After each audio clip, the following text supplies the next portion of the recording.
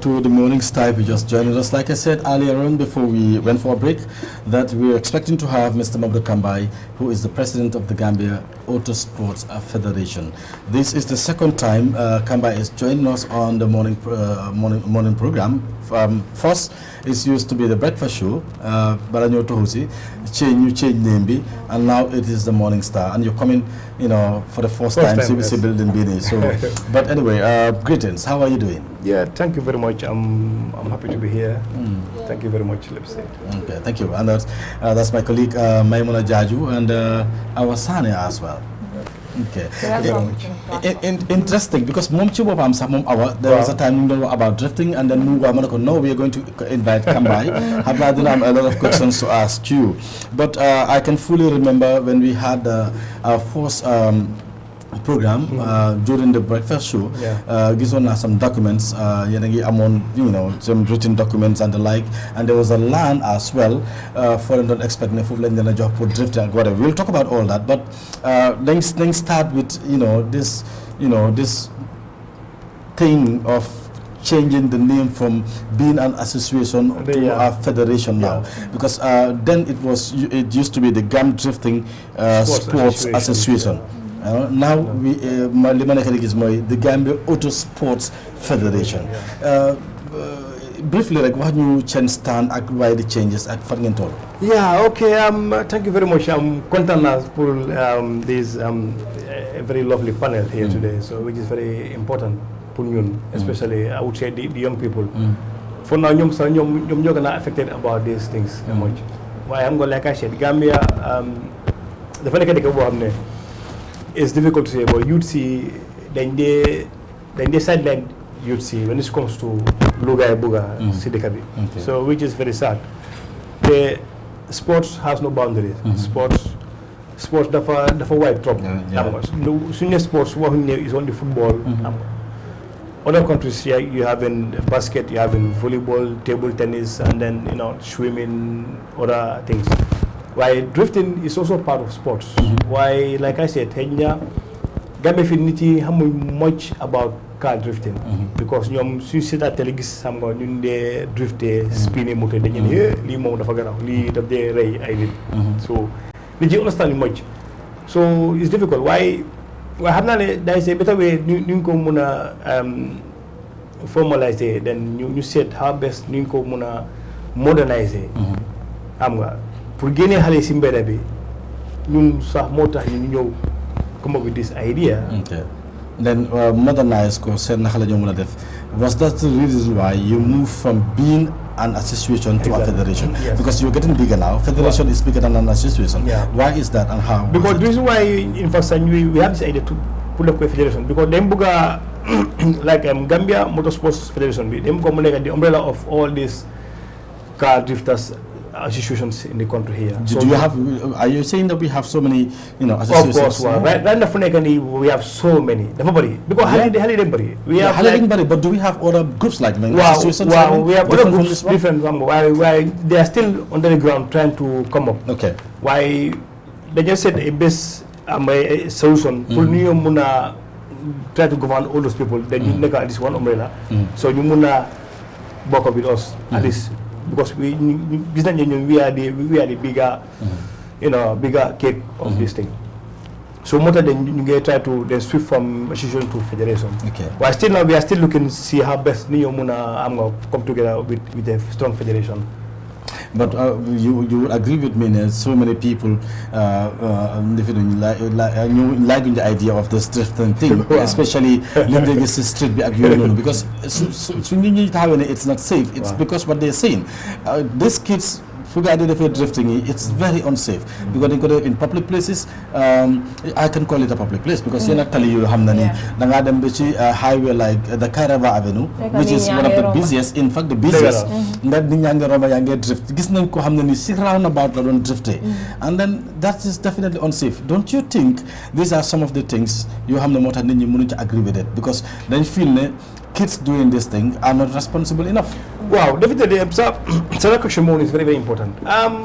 Luma ampuwa Gambia do they get a step until there's an accident or things happens. ñena dee xam nga astafurlah xam nga ñaan mo kala waaye dara happen so ñu jóg donc ku nekk di wax waaw lu tal yi nii waaye Gambia war nañoo am a place whereby foo xam ne xale ne mu di wane foofu seen talents. yéen am na place boo leen tànnoon. waaw parce que maa ngi boobu sax taxul ñu sori sax boor bii la. waaw am na place bu buñ identifié mooy at the swamps. Key Point fii nii. waaye foog naa foofu noonu day see conflict bu fa nekkaan between forestry ak foog naa waa Bako something like that daal I don't know. waaye then we pause at the moment.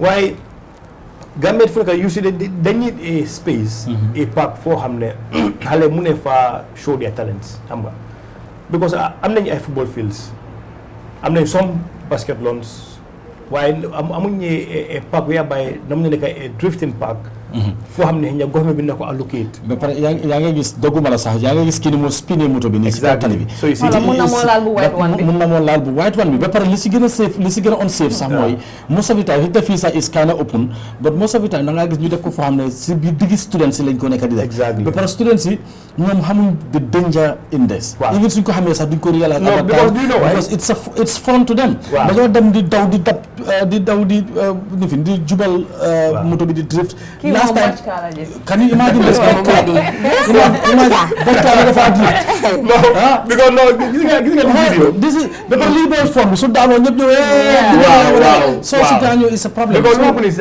video bi soo gisee xale yi they do these things for fun xam nga ñu bari to be honest xamuñ di danger lu si nekk xamuñ ko they don't know soo xamee den si la gaa jee pari ñu waaw ndekki lii moom si dangerous waaye because of these things more today we are trying to see how best ñu ko mun a contrôler. Kamba xoolal li si kaw si roundabout. I'm telling you, sometimes I wonder man xale yi foog loolu ñëw seetaan si film si la ñoo try ko def. especially Too Fast Too Furious. Without knowing. Why? Okay. Let's see. What I'm trying to say is, socially, okay, it's too dangerous and it's too risky. To be honest. Yeah. The first stop because Lini is illegal. Program for should be highways. Why? Socially, in another way around, it's difficult to understand why sports la. So if I tell me I was the government, I was people in charge of this sports in this country. Now look, Lini munge disturb the environment, munge disturb the society. Yeah. Why can't we find a solution? You invite people who are in for these things. We have a chat with them. You said, "Lamoy the solution to these things." Why? Never sad because people out there, you know, xale day yabaate yamba lii nii wala ko def si tali bi dégg la waaye léegi moo leen gars yi ngeen waxtaan ak gars yi look léegi foog loolu foog suñ ko mën a amee pour yéen di ngeen bàyyi drifti si mbedd bi ak si highway si neighborhood si I believe one of which is to find a space for them. But again xale soo leen utalee space xam nga dañ bari ay xajaan parce que da ngaa nekk sa moto xale bu mel ni may mun a romb la rek nga taw sa sago nga drift si kaw tali bi wala gis awa saane bu Why mentioning my name now? and our two. No, I agree. I mentioned yours and I mentioned awa da nga gis may mun a bugg a xajaan bugg a awa du romb ñu ne non fekk yaa bugg a chase awa sax bugg a xajaan lii moo tax nag ñu bugg a we set up this federation. Pour soon to be legalized, we have meetings with all these people. Then we will control. Then make sure that anybody doing drifting in this country, you have to be registered. Don't make underage. You have to have a driver's license, and you have to be qualified for license for drift. While the only thing in the street, why they make sure that then there is a space available, then we can be contesting. I programs, I events, they organize I drifting competitions, invite the sub-region scene. Look, let's sports la. So the Senegal, Nigeria, Ghana, South Africa. So what is the big deal then? Gambia belegi guy ñu buga ay lo xamne xam nga ñun youth ci mu nekk fi suñu dëkk. Yéen seen xale yi dañ leen arrested the last time because not once not twice ñu ngi gis ñu ngi arrest xale yi lan moo doon nekk seen stand xanaa xale yi da ngeen leen di jëm génne ji ci police station bi ñu gis na affaire yomb na parce que am na ku ñu taxaw ñu ne xaaral ñu continuer. waaw because to be honest right now fu nekk nii there is no control. xale fi nekkee kéematu control gars because what happened xale yi man fu ma en sax fu ma dëkk around the pipeline noonu xale yi dañoo toog ba ay boori 2-3 in the morning. around official dem di fa drift da nga tëdd sax nga dégg kaa indi. non taay la suma kër dama toog dégg xale di spinner si kaw taay. exactly so fi ngeen ba ngeen ñëw. so at the time of the morning. doo mun a police yi ngay dem leen xam nga seet who are doing this kind of things in the street. In fact police yi dañoo sona xale yi bari you cannot chase them up and down. You cannot do that. But do you sometimes call them for a general meeting to at least put this thing in no, their in heads? fact, at the beginning, we were having meetings with them bit by bit. Why after then, so due to some misunderstandings, so you know, government national sport council. So then the family, so then we take a break. So you work on with new proposals. So since you pare, then go submit. Then we're gonna have a meeting with them again. Because in fact, I'm on a meeting with the former IG and I'm on a meeting with National Sport Council. I'm on a meeting even with the minister. But like I said, so they may police league, Demal National Sport Council. So they may KMC, Demal National Sport Council. So the Sport Council, the Demal Ministry, Demal definitely. So we are trying to see legi funyo muna tap in hamga. Then what and said. Then legi who has the final say of these things. Okay. Well, at the moment, I'm not hope then we are why for you work on in our draft. So we are working with our lawyers. So that you said the in and out of what need to be done. Said because drifting down the farm I lua exactly for this kit up. So there's so many stakeholders involved. Sir. Okay. So we are trying to contact those people to get then a final solution to this problem. But that being said, I'm going to qualified people who have the rules of drifting. They're teaching kids how to drift. You have all those yes. In fact, what soon plan one is after doing all these things, they book invite some experts from neighboring countries. Okay. To teach you some of the laws or the rules of drifting and the like. Awasani, you have a question for him? Yeah, my question was going to be about providing a specific place for these people to, carry out their sporting activities. Yes. Because people like me, this is my first time knowing that this is actually a sporting activity. At first, I thought they just do it for fun. That's true. So the other question I'm going to ask is, do you have any plans to raise awareness on the dangers attached to this car drifting, especially to minors? Because mostly minors are the ones who do That's this, true. and mostly they rent some other people's cars. So what are some of the plans to raise awareness, and then what advice will you give them? Okay, at the moment we are developing plans. We are seeing ways to how to develop plans. You have at least. Then you involve even the car dealers. They'll be part of whatever we are doing because they rent Harley motors. Honestly speaking, they have money to buy cars. I'm not Harley putting a motor. They have money. They buy their own cars of their own money. So for drifting.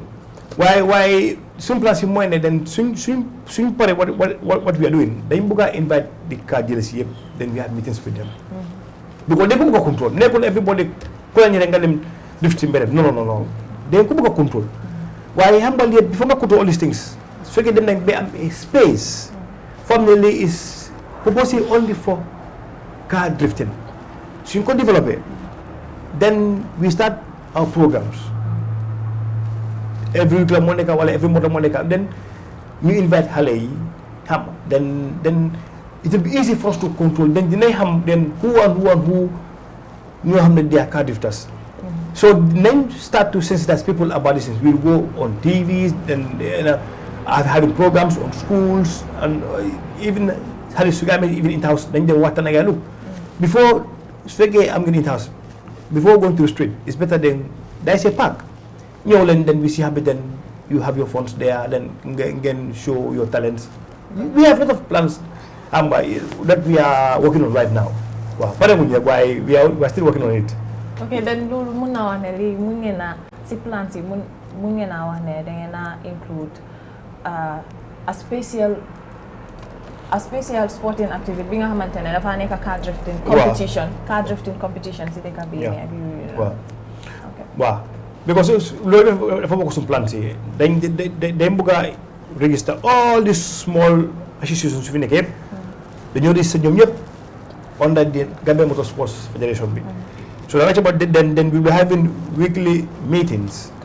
Then they have because ñoom seen association si nekkul ñëpp ñoo nekk car drifters. so da nga ca ba association boo xam ne is like 100 people 200 people lañ waaye xëy na 5 or 10 people rek ñoo ñoo ñu drift so ñeen yëpp ñooñu ay fans lañ dañoo ñëw taxaw to watch so dañoo make sure ne léegi every association bu nekka c'est que 5 people ñoo xam ne ñooñu they are car drifters so ñooñu dañuy identify them at least then we can work with them you provide them license you know you have to also go for a medical check-up xam nga process na sa boti xam nga all those things it's not just like da nga dem rek next year di drive car no it has to be controlled because it's too risky to be honest but it has to be controlled while second time sports la football sax dafa risky mën nga daw sax daanu non loolu dëgg la parce que just couple of weeks ago rek gis nañ ko in Sénégal nit daw na si football pitch mu daanu mu dee yooyu noonu gis nañ fi tam yàgg nañ ko gis but the most famous one xëy na mooy Mark Vivian Foe when Foe fell on the pitch and died loolu daf di happen am nga danger bi moom mun si sport su nekk la nekk but coming back to this because ñëpp understanding drifting is not something new to be honest maybe in the Gambia nit ñi ñu ngi ko door a understand because if you going back to the 1970s, you know, when it was first popularized in Japan and later further popularized, you know, in the 1995 manga series ak yooyu noonu. But ñu doon ba time bi ñu door a gis xale yi di ko drift ak di ko def ak yooyu noonu. Ndax yéen a ngi work closely with some associations outside the Gambia because gis naa yaa ngi wax ne dañ plan to invite them. Yes, to invite them, but are you having any contacts? Are you not only a plan, but do you have something in place loo xam ne si loolu ngeen sukkandiku right now different from wanting to talk to them for you to be given a space for these kids to drift ak yooyu noonu what else do you have loo xam ne this is what you rely on? No, in fact right now am nañ contacts in Senegal and am nañ contact too in South Africa Ghana and Nigeria even in Qatar so that yes there is a governing body yoo xam ne ñoom ñoo responsible about car drifting motorsports xam nga they are called FIA so while like I said duñ mun a defagum dara from ñu set up structures yi force everything xam nga ba ñoom gis nañ ne ok ñun because normally then any drifting federation boo am any country so you have to register to that organization so while before you'll be qualified to register you must start force in your country the business is going bit by bit so nga invite leen xam nga ñu ñëw seet so ñoom they also gonna support you and then pull trainings so capacity you know building things like that and stuff so it has a lot of things lu si nekka waaye at the moment it's too early pour xam nga just ñu dem ok leen invite to Gambia ñu ne amaguñ benn structure xam nga but xale bi man but this is fili roundabout te xoolal moto bay bi te xale yaa ngi koo topp have you ever been called for questioning by the police? To be honest no because myself personally man I met up with King Koli waxtaan la moom waaye moom mun na ma ne non mun na ma ne xale yi daal non xale yi day lii wala ko fees di kabi nii waaye like I said xam nga it's sad foo naa ne ñoom tam nga war nañ di déglu nit ñi xam nga it's not about xale yi naan ok du affaire yebaate xam nga gis nga at a young age sometimes doo dee xam what is risky and what is not risky doo ko dee xam nga because you just follow xam nga what you love to do so ñoom ñu ngi gis si movies yi and other countries Nigeria Ghana in Ghana you see young kids drifting xam nga so xale itam xam nga we live in the 21st century you understand so xale yi fu nekk they are exposed xale yi fu nekk they are so lively. I will agree with you. Gambia should definitely do more by recognizing so many disciplines in sports. And if you take a look at the disciplines we have in this country, it's only football, mainly football, basketball, and athlete like daw ak yoy non. There are other disciplines you have. Even Paralympics because ham nañ ko fee, but it's not that popular. And there are other sports as well. You see, horse riding, racing, or whatever you call it. It's not happening. In Senegal, it's happening. I will agree with you. They need to find, ways and means of, safeguarding this thing if it's definitely meant to be a sport in the country? You invite them, you but anyway, you've been the president. Yeah. Have you been drifting or are you still drifting? Well, I did it years ago, to be honest. Okay. But yeah, that was late 1990s. Okay. By then we did at Spy Bar around traffic light. By then there was a big park there. I'm out of compounds and the area. So that time we were at school, then you them search a motor, then some of our friends, their parents were from each family, so they just say motor, them the down motor some go aboard traffic light. By then I'm going to get body. So yes, we're going to them just for fun because somebody and I Haini, so in inter-schools or inter-house, do those things. How do you know? Wow. So space. Wow. No. Why from there can I would like a space, believe me. So I'm a park. So boy she you sit as a boy she. So can you just to be ego control? Okay.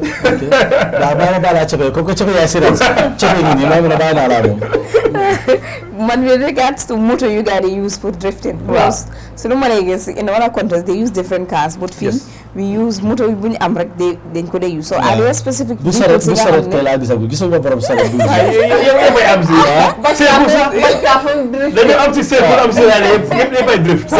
I'm specific motor in Hamilton, they are meant for drifting or any kind of vehicle? Well, normally society Formula 1, there are special cars. Yeah, exactly. Only for drifting. Why? Okay, Formula 1 the final drifting because Formula 1 but then you them cross countries or then miles so you get drive and why social drifting so it's just you need a path then you put some horns then they spin why those cars are always low ride cars. Most of those cars are BMWs or Benz why normally there are special cars only for drifting and special engines. You got to use full drifting. So when guys drift, are they having any protective gears? To be honest, wow. You play music with a camera, then do spin. Wow. So you could as a fun. Okay. Yeah. Come on. All right. Oh, thank you very much. Why you don't plan? I'm like because drifting you get drift. But when I send Bopa must gonna plan that must gonna organize something. Then after you police whatever nagam hale def ni rek. Well, in fact, we are trying to see then pull you want to start at least something like that. So you want to at least a small time then see Swambi. Then we're gonna invite the police with the they come because to be honest, nobody having about car drifting, honestly speaking. Okay. So I think that's a good idea. Wow. Okay, fine. Then we am a day and then we want to invite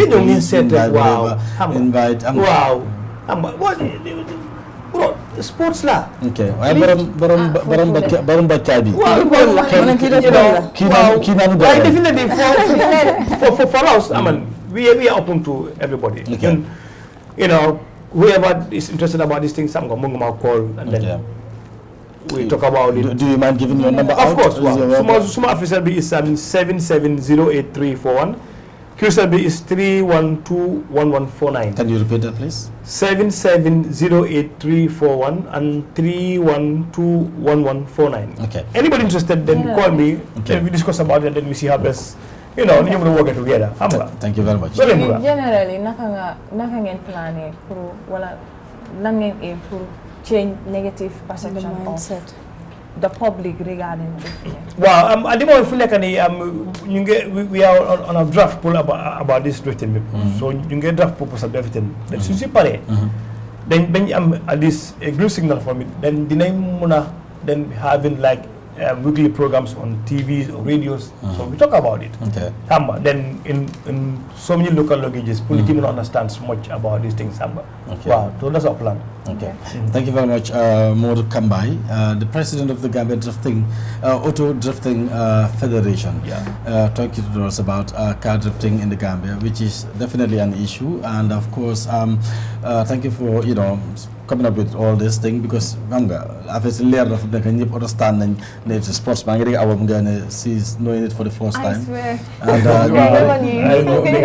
sports, it's among the most expensive sports in the world right now. Yeah, wow. Honestly. Yeah, one of the disciplines of sports. I will tell you one thing, the start of this drifting. Believe me, the father is even football because people they love cars so much. Why borom kiwi naka borom Bashka. foog no ki dafa daan sub No, he's having fun because more time he's having fun. Mu ngi gis ne xam nga. yow jete tànk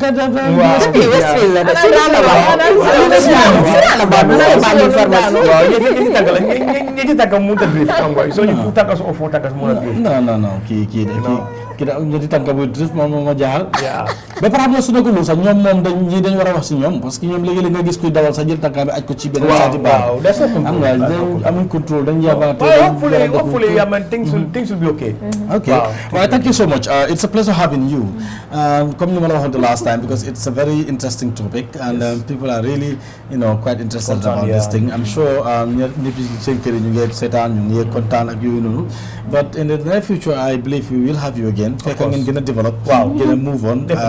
I wish the guy because no time more safe soon. Parce que kenn xamatul mu nga tëdd sa nekk sax bu nit drifté fële ne la jow edu sa It's a 360 ak naka. Wow.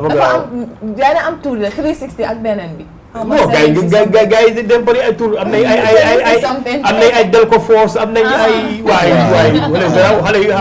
xale mu na do moto. No xale mu na I consider in a very positive way. Am nga waaye soo in a negative way rek doo jox xale chance. Te xale fu nekk di young. They can expose am nga. jërëjëf thank you very much ñu ngi laa gërëm bu baax a baax ci beneen yoon yëf yi leer na fu mu nekk nit ñu bari understand nañ ne lii one of the disciplines of sports la but again I would love to say this we definitely have to try to adapt to so many disciplines of sports. Not only football, basketball, volley, Paralympics, which is not even popular in this country, but other disciplines as well. We must have to embrace some of these disciplines to be part of it. Then su ko defee ñu seet naka la ñu mën a because ndaw ñi foog nga tàggat leen ndaw ñi foog nga jox leen loo xam ne ni liñ buggal seen bopp la especially during school holidays. You go to like neighboring countries nga gis school holidays xale sax dañ ko dee yaakaar because they have so many games to play. So many games to play. They have fun. Because if they're boring and they don't have a game to play, they don't know where else to go, then they will create it for themselves. You cannot stop kids from doing no, that. The guy will be forced to go to be to be honest.